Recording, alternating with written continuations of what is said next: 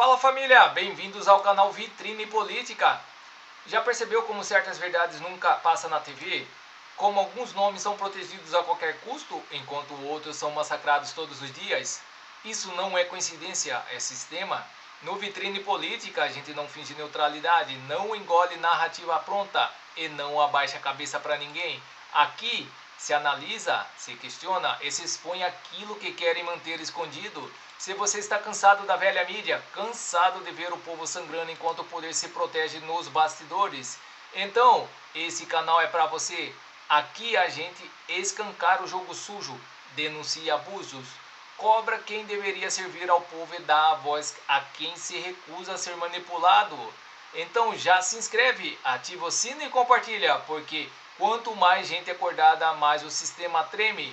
Isso é Vitrine Política, aqui a verdade incomoda e não será calada. E essa notícia vem diretamente de Brasília com o André Marcília. Auditor da Receita toma decisão radical após ser intimado por Moraes. Assistam esta matéria até o final para você entender melhor tudo sobre o que está ocorrendo. E vamos deixando os créditos na plataforma para o André Marcília. E não se esqueça de deixar o seu comentário e de dizer de qual cidade você vê esta matéria, para que possamos saber até onde está chegando a nossa audiência. Sem mais enrolações, vamos à matéria. Um vídeo que circulou, ficou muito famoso nessa semana, é o do presidente da Unafisco, que é uma associação de auditores fiscais, dizendo que é mais perigoso investigar membros do PCC do que altas autoridades. Se você for perguntar na Receita hoje, quem é que topa aí? Vamos organizar os grupos de fiscalização para ir atrás de altas autoridades? Você não vai encontrar nenhum. É menos arriscado fiscalizar membros do PCC do que altas autoridades da República hoje. Então isso é um efeito concreto, muito negativo para a nossa instituição. E, obviamente, ele estava se referindo a ministros do STF. Ou seja, ele disse na Globo News, ao vivo, que era mais perigoso investigar o PCC do que o STF. Disse ainda que, quando você chamava para investigar membros do PCC, todos os auditores topavam, era fácil. Mas para investigar os ministros ou altas autoridades, ninguém queria.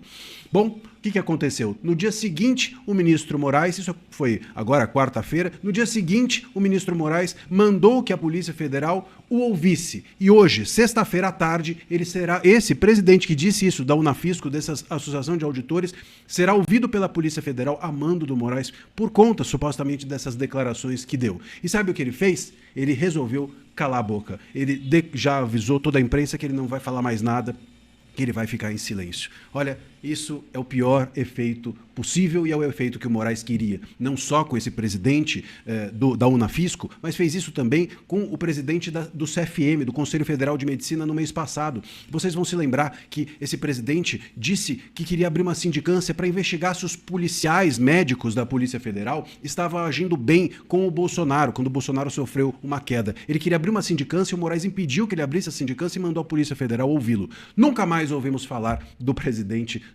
do Conselho Federal de Medicina. E agora, muito provavelmente, nunca mais ouviremos a voz do presidente da Unafisco. Essas pessoas simplesmente deixam de falar. Como tantos jornalistas durante esses 7 anos, sobretudo de abertura, de existência do inquérito das fake news, esses 7 anos de ditadura da toga promovida pelo Moraes e os seus colegas dentro do país a partir de 2019. Jornalistas que deixaram de falar, jornalistas que deixaram de ser jornalistas, veículos que foram fechados ou que foram silenciados ou que foram desmonetizados, canais de YouTube, inclusive, que deixaram de existir nesses últimos 7 anos ou ficaram em silêncio ou passaram a falar de outra coisa. Então, o Moraes ele obtém com essa postura uma intimidação. E é isso que esse presidente da Unafisco fez, que é determinar ficar em silêncio, que o Moraes tanto quer. Por isso que ele revelou também o nome desses 4 servidores investigados, porque ele quer que esses servidores sejam expostos a público e passem a ter medo. E que os demais servidores que não estão dentro desse rol também tenham medo. A ideia é essa, é gerenciar o Brasil pelo medo. Essa é a postura do Moraes. Não é de hoje. Há 7 anos nós estamos assim. Hoje é que a grande e velha imprensa descobriu isso e está chocada com a sua descoberta. Mas isso vem acontecendo no país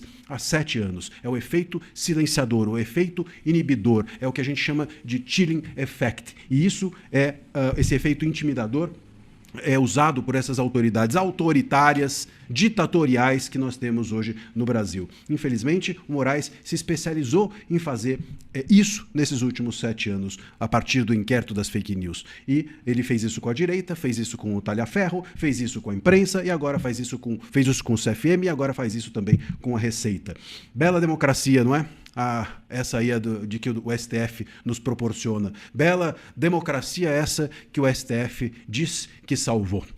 Bom, eu sou André Marcília, advogado. Peço que você deixe aqui o seu like. E vamos para mais notícias no site Poder 360. Mendonça libera provas do caso Master para CPI do INSS e Polícia Federal.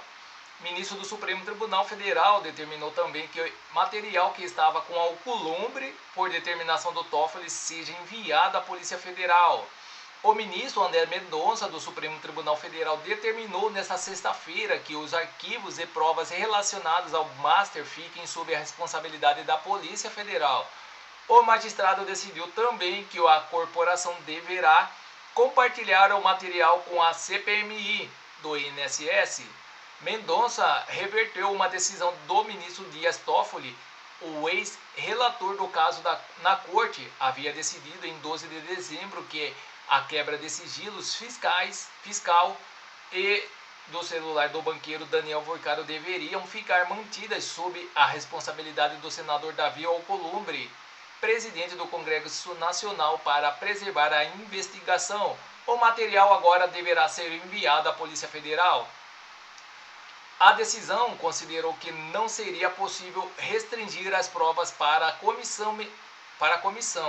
Mendonça avalia que a comissão tem a competência legal para requisitar a produção de provas, assim como as quebras de sigilo.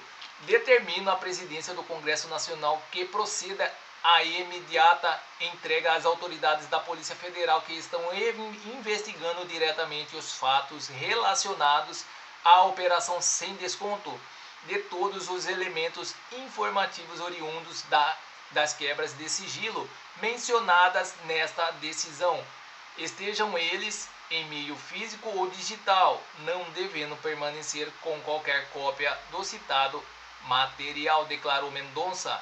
O ministro entende que é necessária uma cooperação entre CPMI e a Polícia Federal para dar mais organicidade às atividade investigativa, potencializando a eficiência da apuração. Na decisão, Mendonça afirma que a apuração da comissão sobre as fraudes no sistema previdenciário possui relevância e interesse público.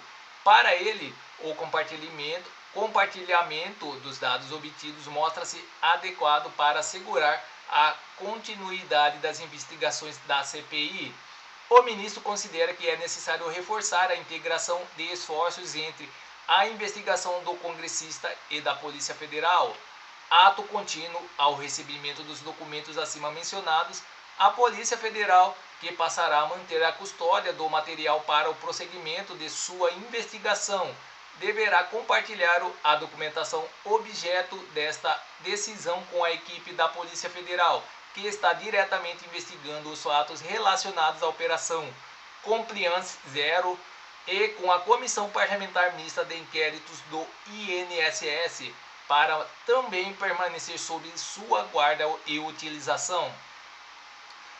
Na quinta-feira, Mendonça autorizou que a defesa do banqueiro decide se quer ir ou não prestar depoimento na CPMI do INSS e na CAI, Comissão de Assuntos Econômicos, marcados para 23 e 24 de fevereiro, respectivamente. O ministro também determinou que, caso o empresário decida ir a Brasília, terá de usar um voo comercial ou um avião da FAB. Voos particulares ou jatinhos estão vetados. Vorcaro mora em Belo Horizonte e está em prisão domiciliar por determinação da Justiça. Terá de ser escoltado pela PF até a capital federal. Então é isso, pessoal. Essas são as notícias que estão circulando nas mídias da internet. E não se esqueça de se inscrever, deixar o seu like e clicar no sino para mais informações sobre política. Agradeço a todos pela audiência.